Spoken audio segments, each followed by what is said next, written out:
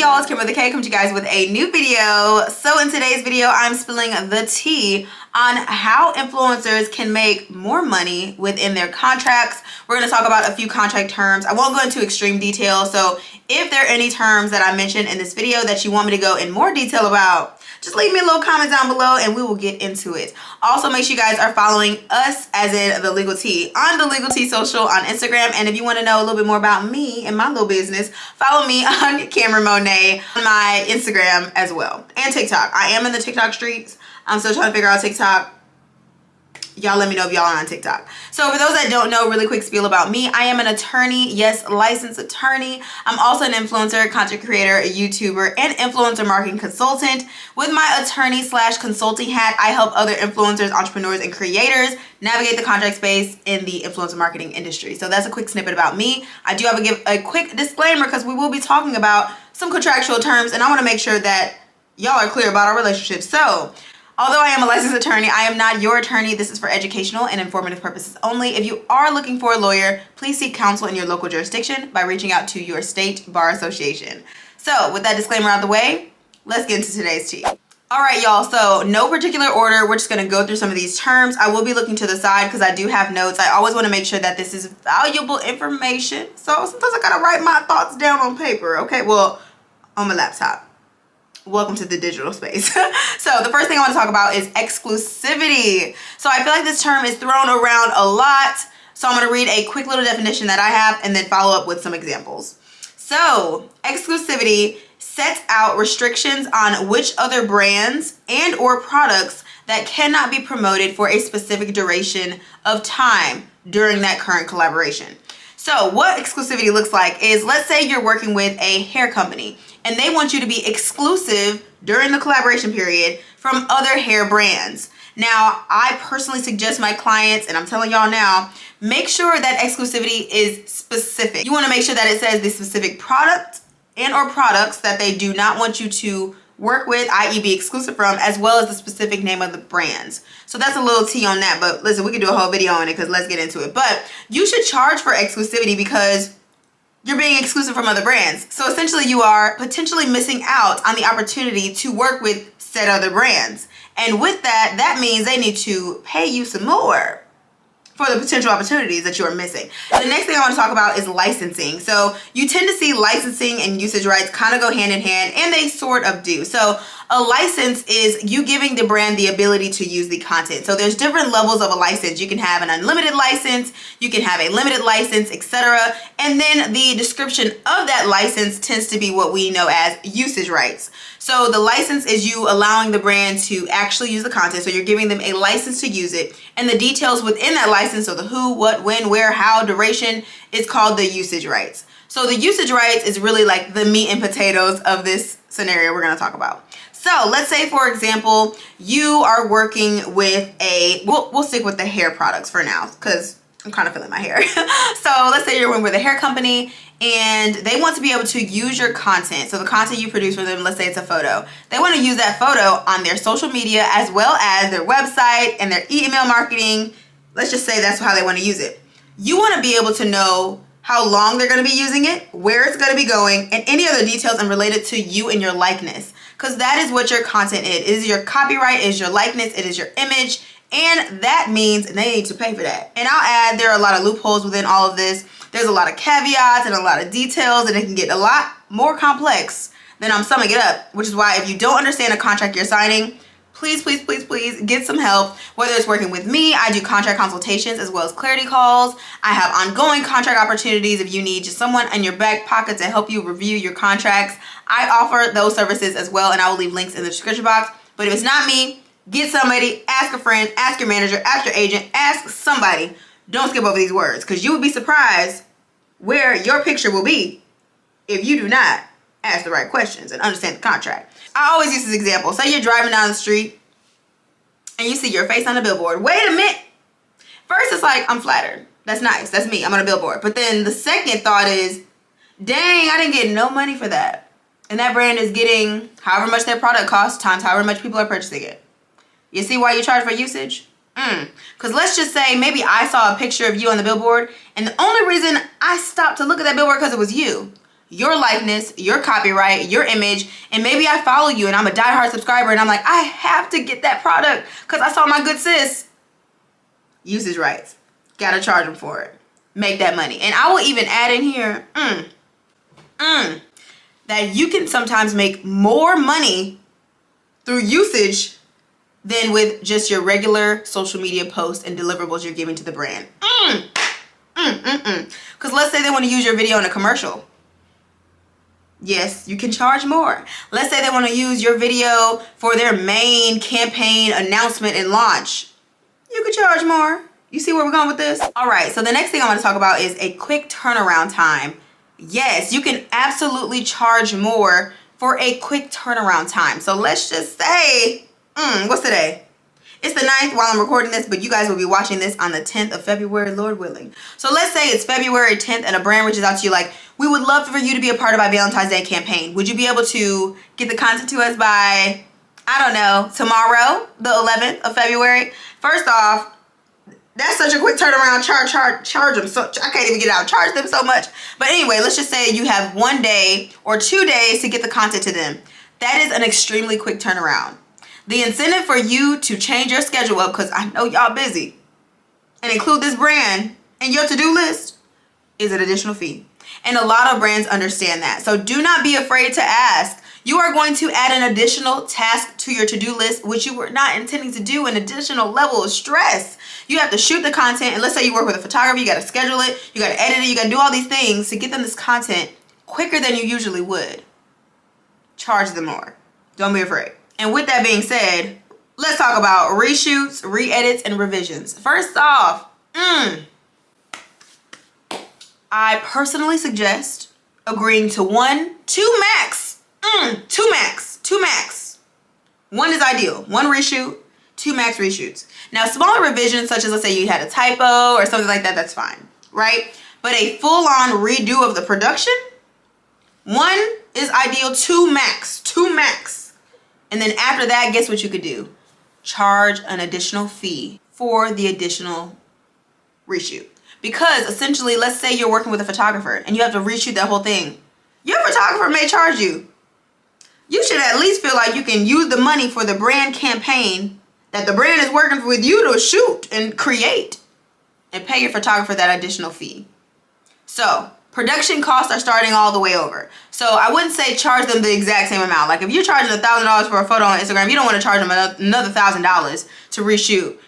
Do what you want though, you can. But you want to charge a percentage so it feels like, okay, I'm having to reshoot this. What is my incentive aside from I love the brand, I love the product, all that is fine and dandy, but this is a business. This is a business. Production costs just started over.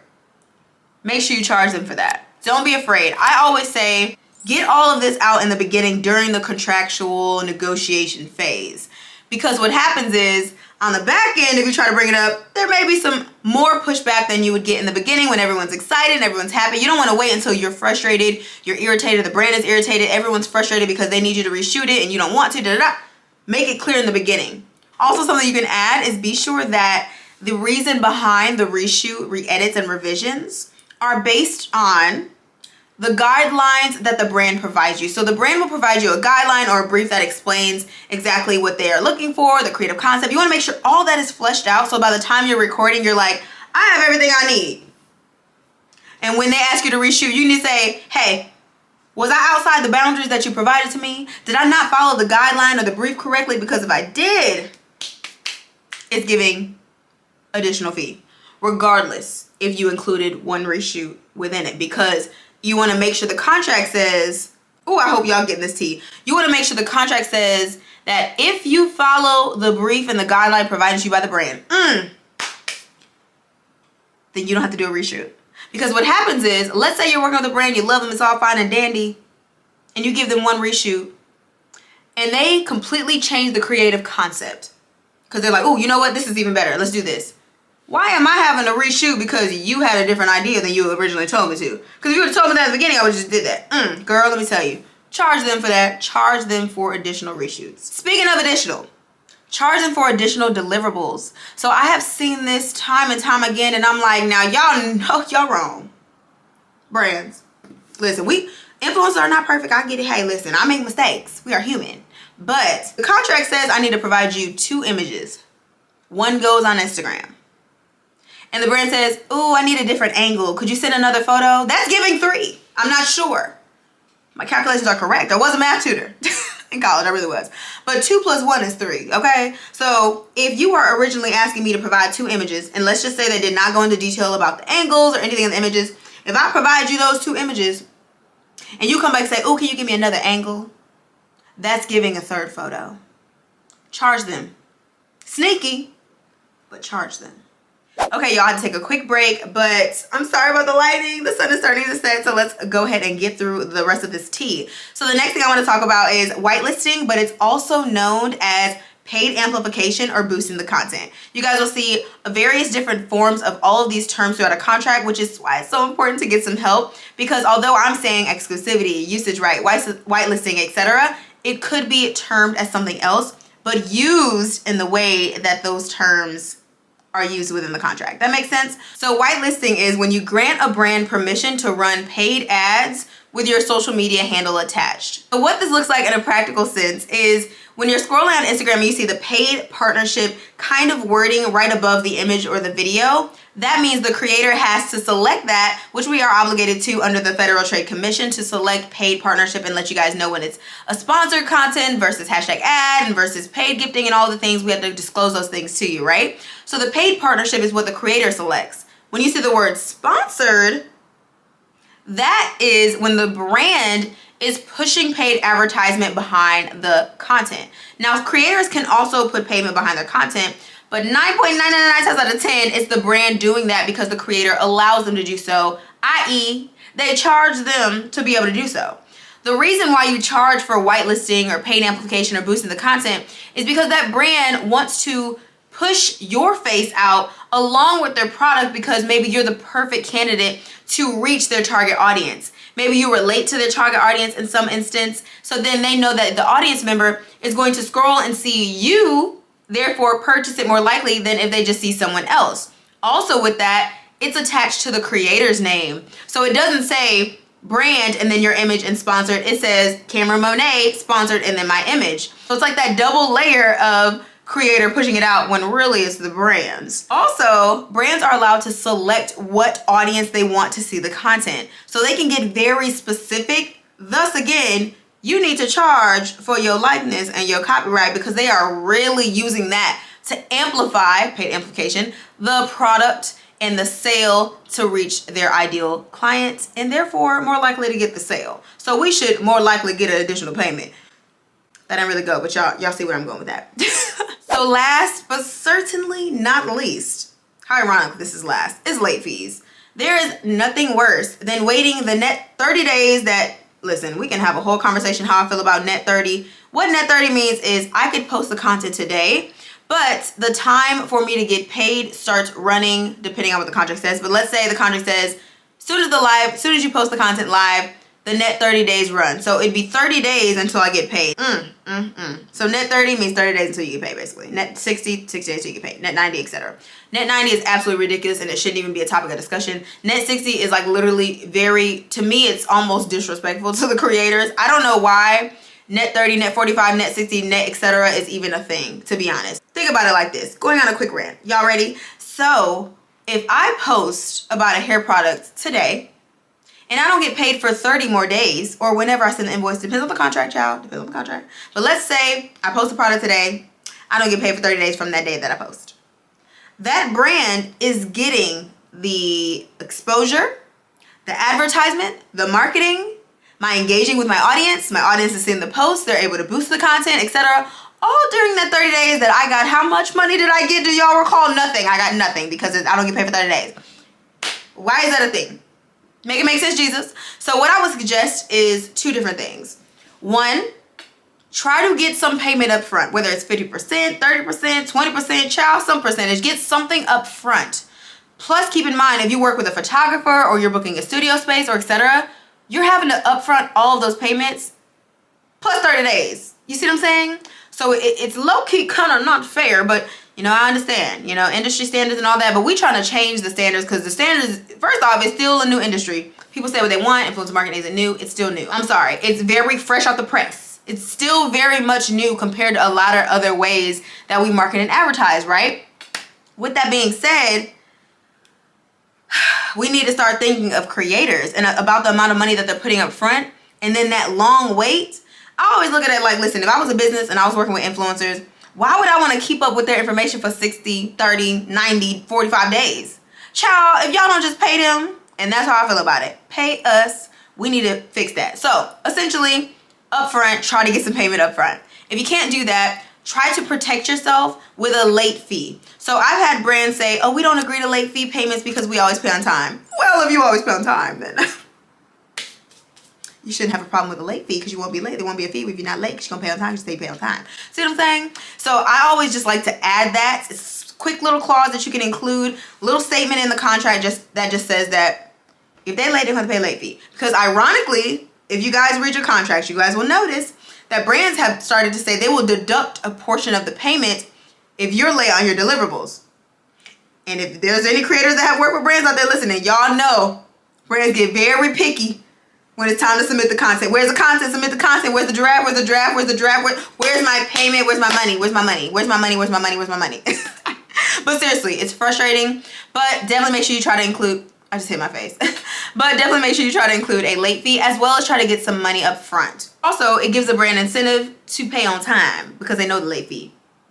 Telling you, just handle it up front. It's just easier to handle it up front. So yeah, guys, that is pretty much it. Thank you so much for watching. Don't forget to thumbs up this video if you did enjoy, and share this video with your family, friends, and colleagues. Don't forget to subscribe if you have not already. Leave any question, comments, or concerns down in the description box.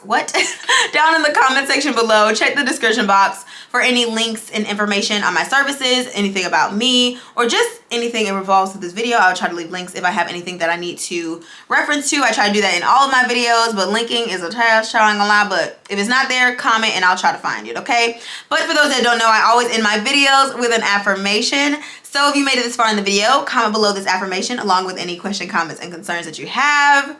I am creating an abundant future. That was good. I mean, we're talking about money, so why not have a money affirmation? That was good. I felt that one.